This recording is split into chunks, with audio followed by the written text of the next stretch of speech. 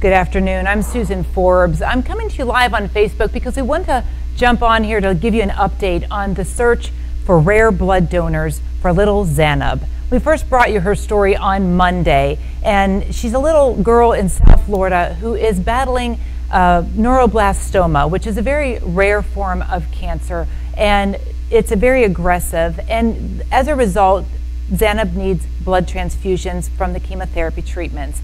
What we've discovered is that Zainab has very rare blood because she's missing a very common antigen that most of us carry on our red blood cells, but she's lacking this antigen. And the antigen is called the Indian B antigen. Because she's lacking it, it's making it more difficult to find compatible blood donors for her because most people carry this antigen. If she receives blood that has this antigen on it, her body will reject that blood, and we obviously don't want that to happen. So the search is on now to find additional donors that are compatible with her. And we have had a massive outreach of people responding to us since we first brought you this story, and we want to update you on that right now. The response has been tremendous. We have set up a special website for Zainab, and on that website we have received over 80,000 people have visited that website in the past 2 days. And there it is right now. You see it. There's a video on the left-hand side, and on there also is information about if you could be a potential match for Zainab.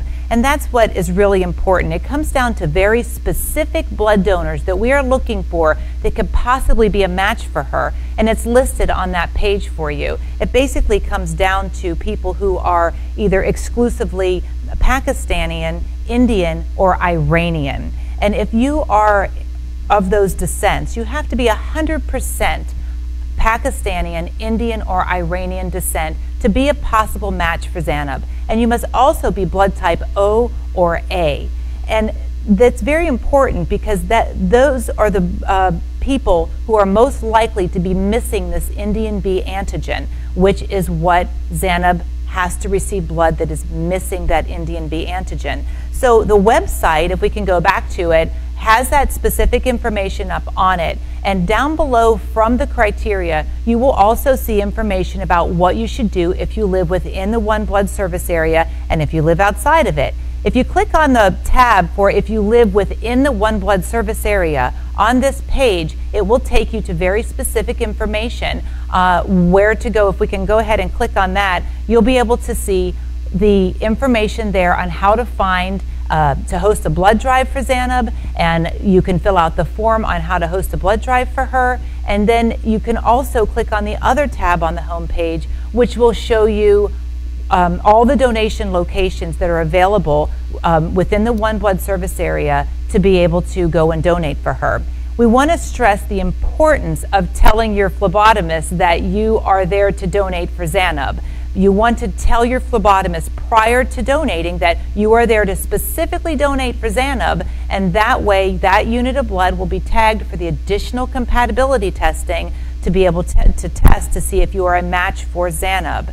So it's really important that you do that. If we go back to that home page again, you'll be able to see what you should do if you live outside of the OneBlood service area. So right there on the right-hand side, it says if you live outside, you'll click on that. And this is where we have seen a tremendous response from people. Over 7,000 people and counting have filled out this form on here. And what's happening is these are people who are contacting us who live outside the OneBlood service area. They meet the donor criteria, and we are taking all of these emails, and we want you to know we see your emails. We have received thousands. Basically, we're receiving about 4 emails per minute at this point. And all those emails, we have a team of people combing through them, and we're grouping them into specific locations and contacting the blood centers in these other areas so that they can now reach out to those donors and have them donate with them, and they will